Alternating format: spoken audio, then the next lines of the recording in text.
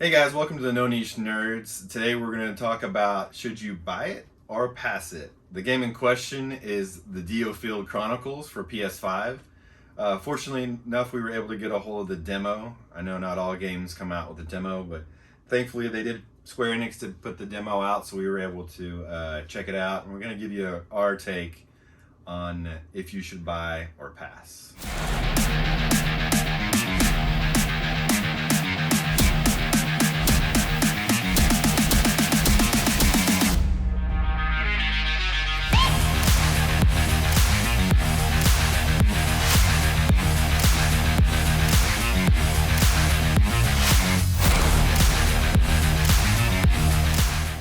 All right, so let's get into this. Ron, what did you think about DioField Chronicles? Overall, I thought it was a pretty fun game. I really enjoyed it. Agree. It was a little different. The combat style was a little different. I'm not used to controlling where the character goes and the character is automatically attacking. I'm more of a Fire Emblem, Final Fantasy Tactics kind of combat system, but I did enjoy it. What about you? Yeah, same. It's I guess they call it a real-time tactical battle game, like RPG. That's a little new for me. I was kind of thrown off by the auto attacking in between the commands and stuff like that. Overall, I thought it was a great game. It definitely has some pros and cons. A couple of things that I enjoyed about it is the aspect, the little bit of the grind aspect. I will admit I do kind of like that in an RPG. I mean, it's expected, right? You're gonna have to do some grinding for XP, for gold or money, whatever it is. So right off the bat, I did like that. I also liked, the character. You did pick up the other characters pretty quick. What we saw in the demo.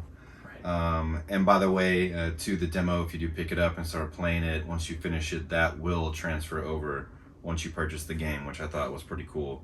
You don't see that in a lot of games. I kind of wish more games would give you a demo, especially for a $60 price point.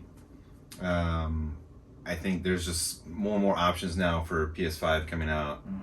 And it's good to have a demo where you can kind of see, is it a buy it or pass it? Do I get it day one, or do I wait for it to, go down in price type thing? A couple other things that I liked about it is, I liked, of course, it was locked behind the demo, but I could see the expansion of like the weapons and stuff like that. It looked like there was some more in depth. There's a skill tree where you can do like unlock different skills and stuff like that. I thought that was pretty neat. And also too, like the commands, you can go back and forth in between the commands and stuff like that and have them do their specials. I have a question for you. What Okay. did you think about the difficulty? The difficulty, at first I didn't think it was too bad. As I got down to some of the missions, and there is one side mission, I will admit I did get spanked a few times, and I had to go back and grind out some XP and some gold and stuff to buy some better weapons.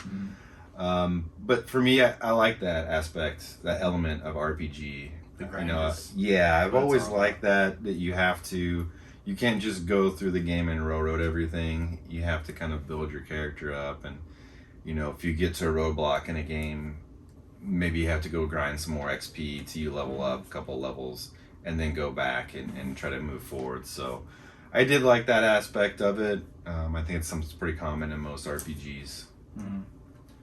I thought that it was pretty tough my first playthrough. I played it twice, guys.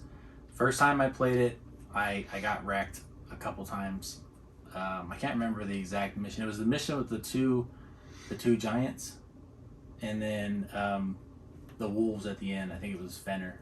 Oh, Fenrir, yeah. I got wrecked the first time, but my second playthrough, once you understand the mechanics and how to move the characters around and how to use the specials, you can actually hit triangle and then filter through the characters. It's almost like pausing the game. So I was filtering through my specials really fast and just wrecking the bosses. And then you'd move the characters out of the way once they were doing their specials, because you can see the attack grid. So it was pretty interesting how that worked, and I really enjoyed it the second time a lot more than the first time. Yeah, one thing too that was different about this um, is, you and I are used to like original Final Fantasy Tactics, or you said Fire Emblem, things like that, where you're on a grid and you can only move your character so many spaces, and if you get to a certain space, if you're within attack range, then you can attack or do a special. Mm-hmm. If not, then you have to wait your turn. Yep. This is more or less, you can select all your characters at once, choose where you want them to go on the map, and once they get within range, they'll start auto attacking, and then you can start doing your commands and stuff like that. Yep. So it is different. It's definitely different used to. I don't think it's a bad thing. We're just not used to that type of gameplay, so it's something you have to kind of work through. But it was interesting. There was some parts, I guess the hub was definitely, graphic-wise, was good. I would say probably some of the voice acting wasn't the best. But this isn't a AAA Square Enix title. They're not going to put everything into it. But you definitely can tell that there's some Square Enix love. Yes. And some elements as far as like the character modeling. They kind of have, Square Enix kind of has that look. They're one of those developers and publishers that, the character models are going to be similar, all the way from Final Fantasy to, we have Valkyrie Elysium coming out. Mm-hmm. One game definitely looking forward to. But you can kind of tell that's just their realm, that Yes. everything kind of matches and stuff. To Ryan's point, guys, I believe that the graphics are beautiful. When you're looking at the field and the animations of how the characters move and how they do their specials, or the summons, it's beautiful. The graphics are real nice. The only gripe with the graphics I had was the facial animations, and I know it's not a finished game yet.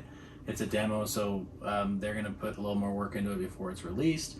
But I thought that the facial animations were kind of PS3 era. Not to say that the character models didn't look good, it's just that'd probably be the only gripe I had about the graphics. Otherwise, I thought it was a beautiful game. Yeah, I agree.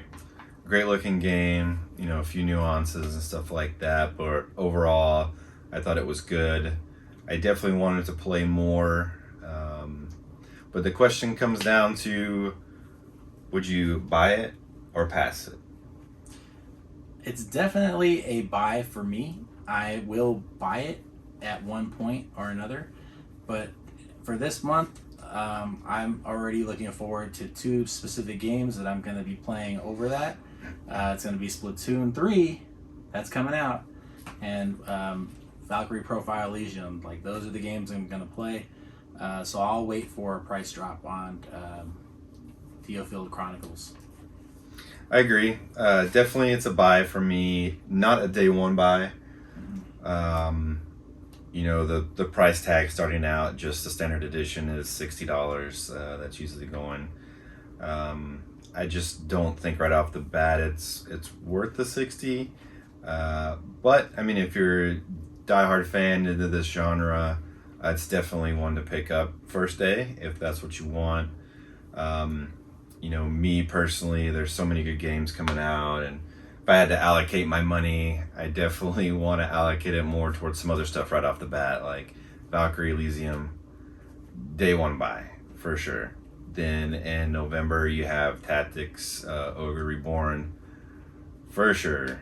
I would pay $60 for that, and that's actually only going to be $50, but I would pay just because I'm a diehard fan of that whole series. So yeah, a lot of it just depends on if you need something to kill some time between other stuff coming out.